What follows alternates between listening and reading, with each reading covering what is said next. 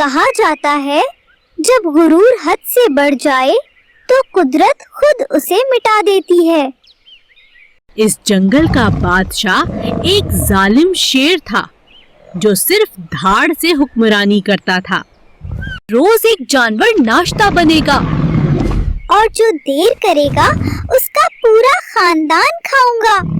سب جانتے تھے اگلی باری کس کی ہے۔ جانور اس کے نام سے کانپتے تھے، لیکن پھر آیا ایک چھوٹا سا خرگوش، چکڑو۔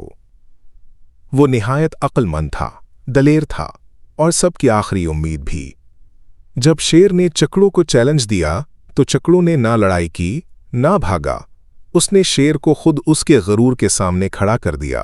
وقت آ گیا ہے، بس اب ایک موقع چاہیے اور یہ شیر اپنے غرور سمیت گر جائے گا۔ واپس ضرور آنا چکڑو، تم ہی ہماری امید ہو۔ شیر کو مارنا مشکل ہے، بس شیر کو دھوکہ دینا ہے اور اسے اس کی ہی ضد میں پھنسانا ہے۔ آج اگر وہ خرگوش نہ آیا تو پورا قبیلہ میرے پنجے تلے رون دوں گا۔ راستے میں ایک اور شیر ملا، کہہ رہا تھا اب وہی بادشاہ ہے۔ کیا میرے جنگل میں دوسرا بادشاہ؟ چکڑو، وہ دوسرا شیر کہاں ہے؟ فوراً مجھے لے چلو۔ بس تھوڑا اور۔ وہ اس گڑھے کے پاس چھپا ہے۔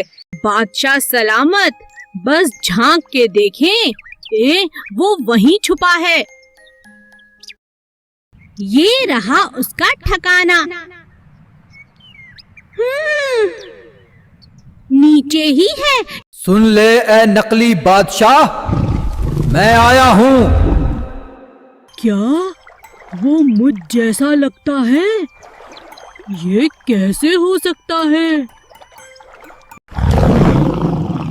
اتنی ہمت، اب تو بچے گا نہیں۔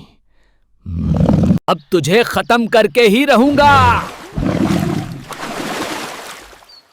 چکڑوں نے شیر کو کنویں تک لایا، جہاں شیر نے اپنی ہی شکل کو دشمن سمجھ کر غصے میں چھلانگ لگا دی۔ شیر کنویں میں گر گیا؟ سچ میں؟ پورا جنگل حیران تھا کہ ایک چھوٹے سے خرگوش نے بڑے بادشاہ کو شکست دی۔ غرور کا انجام ہمیشہ گہرائی میں ہی ہوتا ہے۔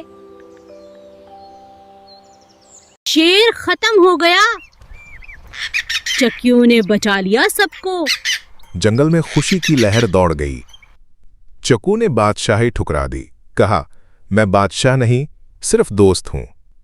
اور پھر جنگل میں علم، محبت، دوستی اور سکون کا راج ہوا۔ ہم آزاد ہو گئے، کوئی دھمکی نہیں اب۔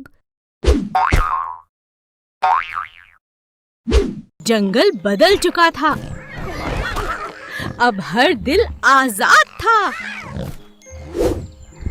ہم سب کے لیے لڑا تھا، اب ہم سب کے ہیں۔